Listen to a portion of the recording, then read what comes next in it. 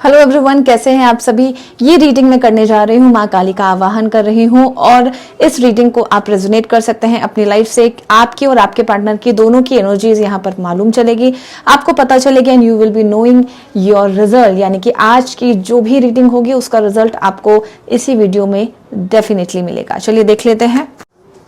आप दोनों एक दूसरे के लिए बहुत ज्यादा प्रेम प्यार स्नेह रखते हैं, लेकिन कहीं ना कहीं ऑन दी अदर हैंड अगर मैं बात करूं तो आप दोनों में से एक इंसान इनफ्लेक्सिबल है, यानी कि अपनी इच्छाओं को पूरी करने के लिए पता नहीं कुछ भी आप अपने पार्टनर को या आपके पार्टनर आपको कुछ भी कह देते हैं कि मुझे ये चीज चाहिए, कि मुझे मेरी ये विशेष पूरी करें। तो एक रिश्तों में रिजिडनेस होना लाजमी है, लेकिन इतना ज्यादा जो इनफ्लेक्सिबिलिटी जो दिख रही है मुझे कि हर सिचुएशन के साथ हर परिस्थितियों के साथ आप बिल्कुल मोल्ड हो जाते हैं। तो आप दोनों का जो रिलेशनशिप है वो बहुत ज्यादा ये कहूंगी कि बहुत आपस में दोनों ने स्ट्रगल बहुत किया है।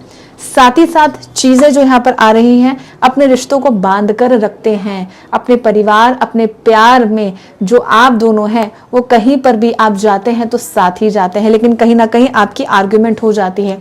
आप दोनों जब निकलते हैं आप दोनों की जो एनर्जीज है या आपका जो ओरा है वो सामने वाले को बहुत ज्यादा प्रभावित कर देता है। और इसी के साथ आपकी जो रिलेशनशिप में आपके पार्टनर के साथ जो भी सिनेरियो बनता है वो एक एट द एंड जाके कहीं ना कहीं एक मन उदास होने लगता है शाम के समय में। तो इस रीडिंग को आप डेफिनेटली अपने लाइफ से रेजोनेट कर सकते हैं कि क्या आपके साथ ये सब होता है या नहीं होता है। तो साथ ही साथ आपके शाम के समय के बाद, जैसे मैं आपको बता रही थी, आफ्टर इवनिंग यानी कि सनसेट के बाद कहीं ना कहीं आपका मूड, यानी कि अगर आप चंद्र से प्रभावित है या मून कुंडली में आपका बहुत ज्यादा वीक है या आप मन से कमजोर हैं तो कहीं ना कहीं आप मन से उदास हो जाते हैं। आफ्टर 6 आप कहीं ना कहीं देखिएगा कि आपकी लाइफ में ये ऐसा होता है, लेकिन साथ ही साथ आपके पार्टनर आपको सपोर्ट भी देते हुए दिख रहे हैं। उनको ऐसा लगता है कि अगर आप वहां से उदास हैं तो उनको ऐसा कहीं ना कहीं आपकी एनर्जीज यानी कि आपकी उदासपन या आपका जो निराशपन है उनको कहीं ना कहीं फील होता ही होता है।